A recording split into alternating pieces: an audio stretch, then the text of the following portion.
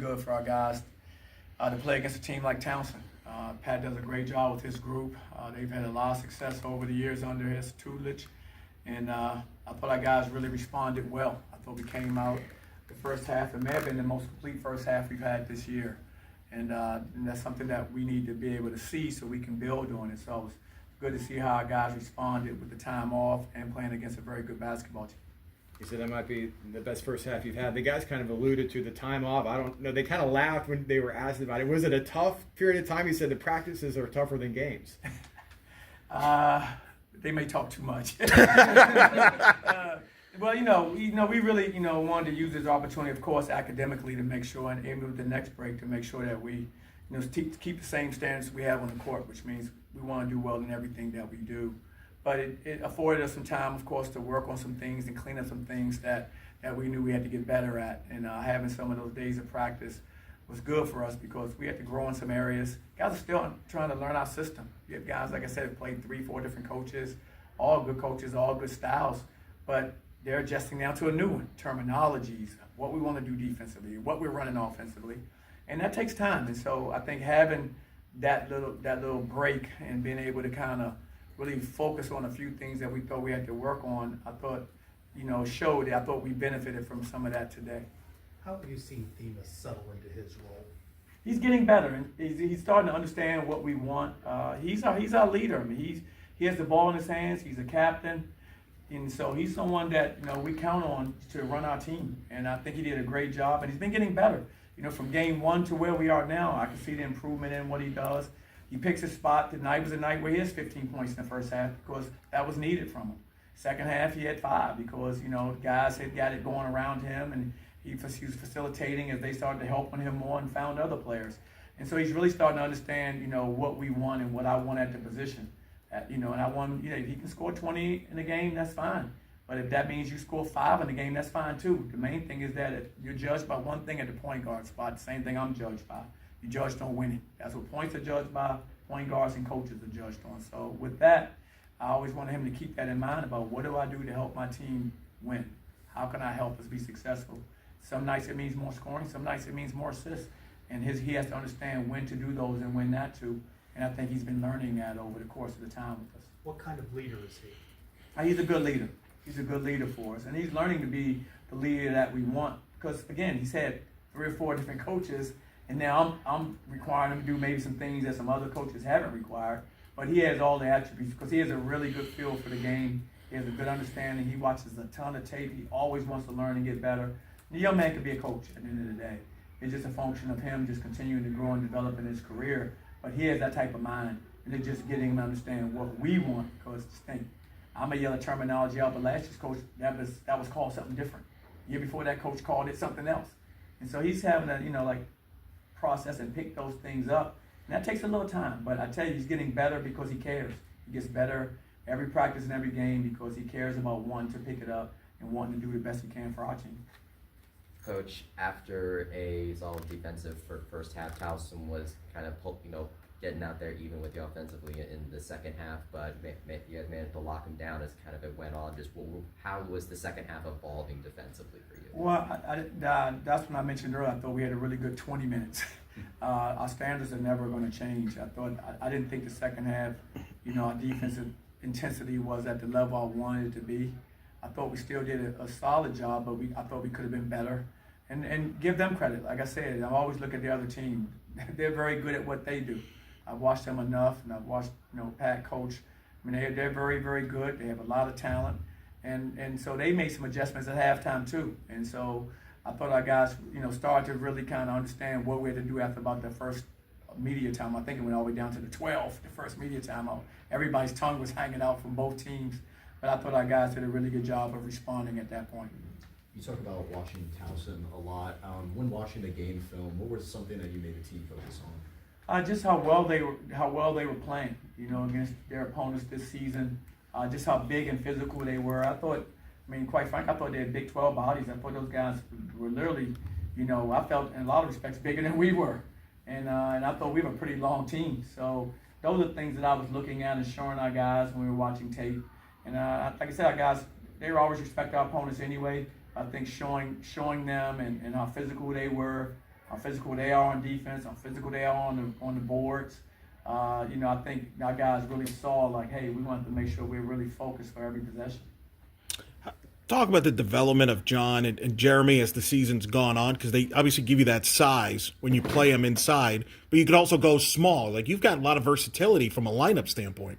No, absolutely. That's kind of how we built our roster out, and I thought that both John and Jeremy and Elijah as well. I mean, he doesn't play as much, but I think all three of those guys have been getting better.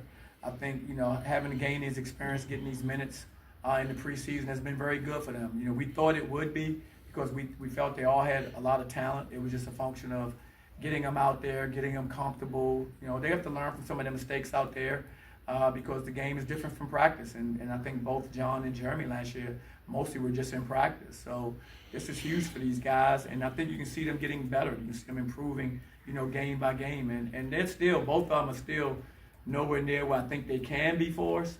It's just a function of just getting out there, gaining some confidence, understanding what we want from them, and they'll continue to improve. Coach, Go for it. you guys were able to get to the line pretty frequently this game. Just how pleased were you with the team's level of physicality?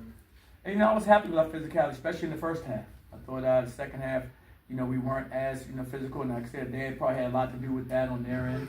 But overall, I was happy with that. That's something that we want to bring out. We want our identity to be on the defensive end, and toughness and physicality is part of how you have to defend. And I thought our guys did bring some of that, throughout the game. Coach, on the topic of defense, it seems like a common theme tonight, especially with the players that came in previously and everything that you're saying as well. What was the defensive strategy going into tonight's game, and does it change from game to game? No, absolutely. We have our system, our foundation pretty much stays the same, but then you have to make adjustments based on personnel. And they had some personnel that we had to adjust to. Williamson being one of the guards, that's tough guard. I'll say Taja, another guard, a wing player that's big and versatile.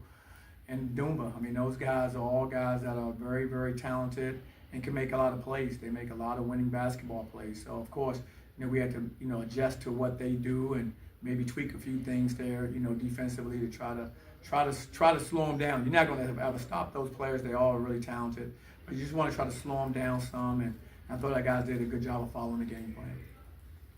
Coach, you mentioned how you guys had 8 days off before you played today, and then now you have another 10 days off before you play again. Could you kind of speak to the advantages and disadvantages of having that much time in swing game? Well, I'm sure, our guys would like to continue to keep playing, consistent, a couple times a week like most of the country. But as we mentioned before with the, academic requirements and our standards, then that takes the priority like it did this past week, making sure guys finish up strong academically. We have tests, papers, finals, everything is coming and has been. So that's the main thing we want to try to, take advantage of. And we'll have some practices in there. And when we have those practices, we'll try to use those to continue to get better. And that's kind of what we're going to do up until we play our next opponent. What particular things do you want to see a team get better at? We got to be better than 20 minutes for defense. I think we got to look at how we can get up that to 40 minutes of how we want to defend. I think that's a very important part of what we want to do. I think our guys are starting to get a better feel for each other offensively. I thought they're sharing the ball pretty well, but we still can execute our sets better as well. I think there's some we've been a little too loose in a couple of those things. We need to focus there a little bit more. So there are areas that we can definitely continue to improve, and that we'll look at when we watch this film tonight, and start working on those things this. Coach, has been a great start for the Big 12 as a conference. Iowa State just throttled #1 Purdue yesterday. There's a lot of great wins. UCF's obviously doing their part too with some solid wins. Just kind of, I know you're fixated on your own team day to day, but just some early thoughts on how competitive this Big 12 is going to be. Well, I thought it was going to be a great conference, and it has been. I mean, and I haven't really followed these other opponents because I'm always locked in on who we're playing. But you have some great coaches. You have a lot of great talent. And so, yeah, I think, I'm really proud of our conference and the work they're putting in, this preseason. But like I said, in watching these coaches, I've seen them at, different at Big 12 Media Day and during the summer for meetings. And, I think they do a great job, and I think it's a reflection of, what they do day to day with their teams. Your Couple team more. is 19 of 21 from the free throw line. How do you approach in practice free throw shooting? How much time is set aside for it? It's hard to say, the amount of time, but we're shooting free throws every day. We shoot them every day. Some days will be more than others, but we shoot free throws every day. There are certain segments of practice where we're going to have opportunities for everyone to step up and take free throws.